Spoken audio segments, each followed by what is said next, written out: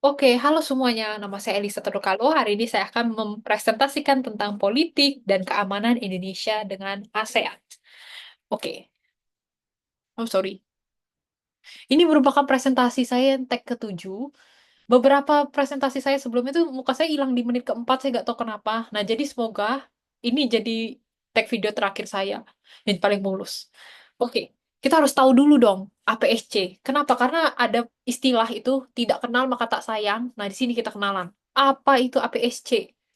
Nah, APSC adalah ASEAN Political and Security Community. Nah, beliau ini lahir pada deklarasi Bali Concord 2003. Para pemimpin ASEAN sepakat untuk membentuk tiga pilar komunitas ASEAN, yaitu pilar politik dan keamanan yang sekarang kita bahas. Selanjutnya adalah sosial budaya dan ekonomi.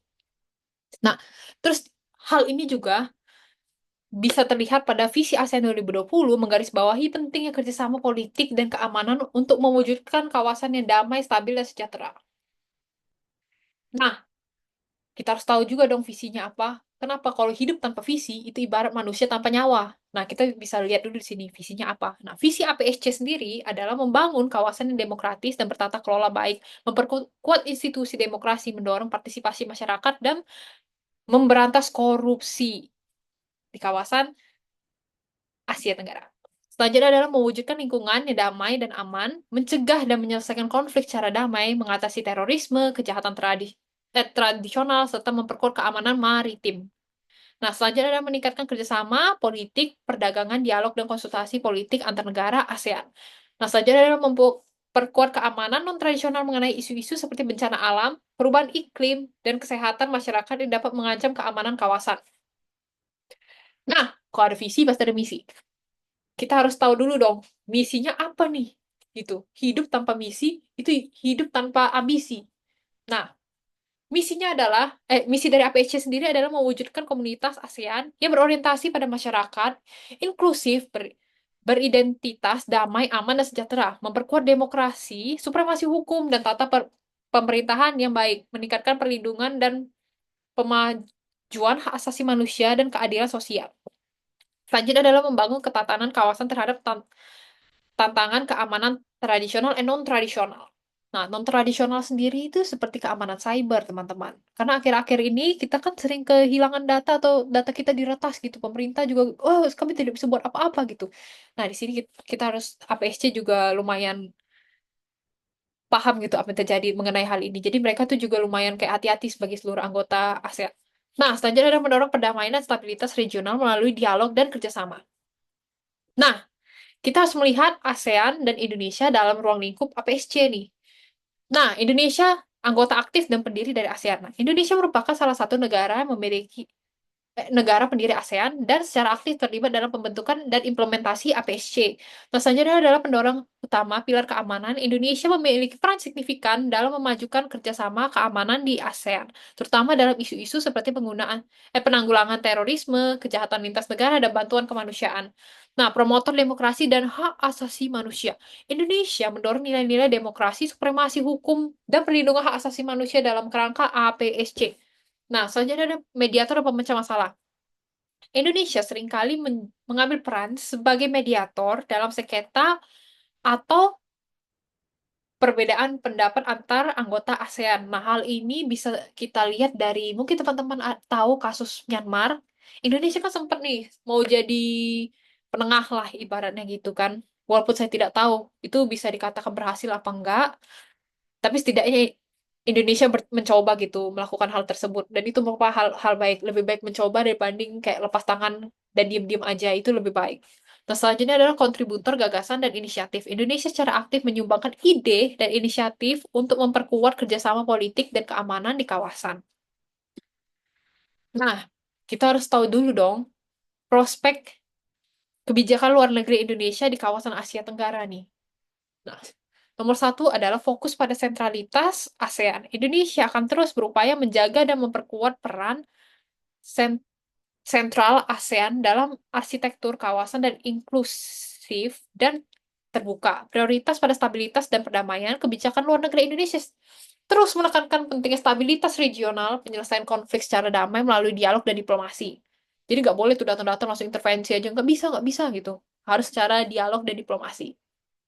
Nah, selanjutnya adalah peningkatan kerjasama keamanan non-tradisional Indonesia akan menjadi fokus pada kerjasama dalam mengatasi tantangan keamanan non-tradisional seperti perubahan iklim, pandemi, dan keamanan cyber. Seperti yang kita tahu, negara kita ini gampang banget diretas sama hacker. Makanya di sini kita harus lihat keamanan cybernya bagaimana nih. Kita harus lebih fokus nih tentang hal-hal seperti ini. Gak cuma negara kita, semua negara anggota ASEAN.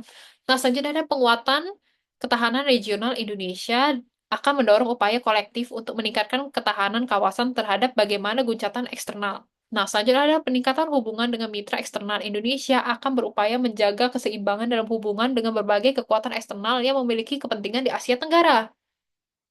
Jadi nggak cuman antar anggota ASEAN, ASEAN saja, tapi semua orang yang memiliki kepentingan di Asia Tenggara, China, Amerika, semua oke gitu sih, boleh. Nah, kita harus lihat dulu study case-nya di sini. Nah, kita jadi bisa tahu nih, apakah ASEAN dan Indonesia ini bekerja, kita harus lihat dulu dari study case. Nah, jadi kalau study case sendiri, saya ambil adalah sengketa Laut Cina Selatan melibatkan beberapa negara anggota ASEAN. Nah, ibarat asap nggak mungkin dong nggak ada api. Nah, kita harus tahu dulu nih sumber dan latar belakang konfliknya ini apa ini di balik ini semua gitu. Nah, nomor satu, Laut Cina Selatan merupakan jalur pelayaran internasional yang sangat vital, menghubungkan Samudra Pasifik dan Samudra Hindia.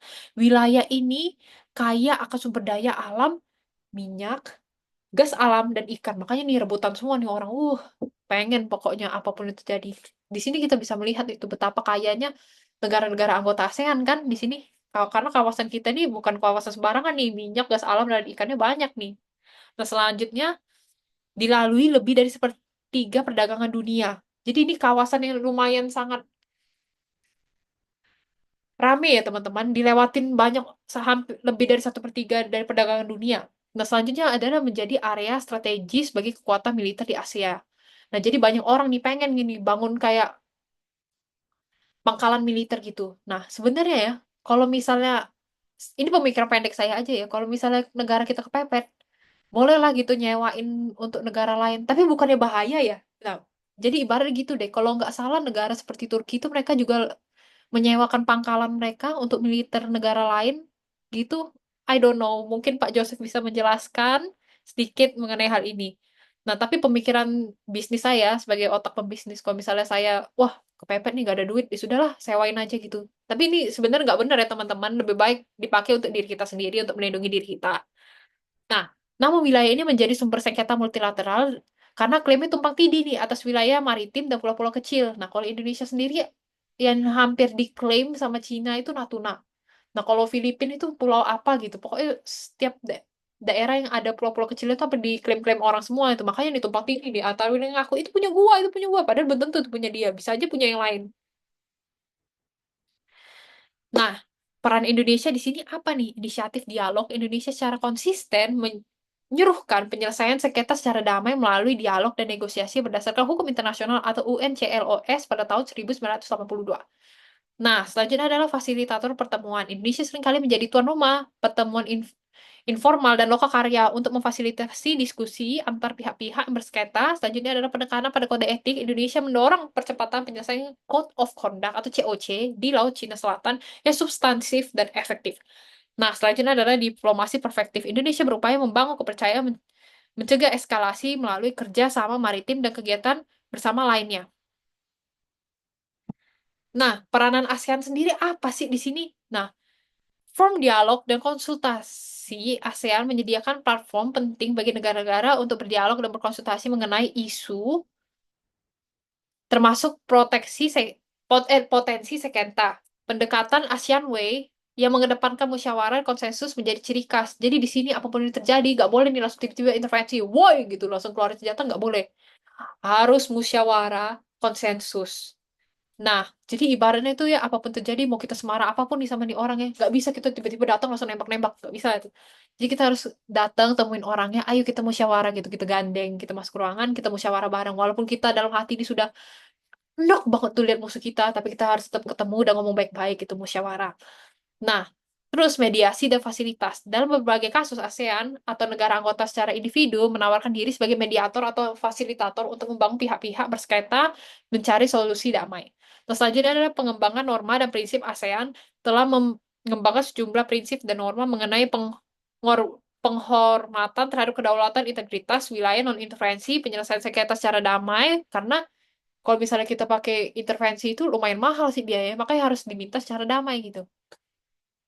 Yang menjadi panut panduan bagi anggota dalam pengelolaan perbedaan. Nah, selanjutnya adalah menjaga sentralitas ASEAN dalam sengketa melibatkan kekuatan eksternal. ASEAN berupaya mempertahankan perannya sebagai platform utama dialog kerjasama, memastikan bahwa dinamika eksternal tidak mengganggu stabilitas kawasan.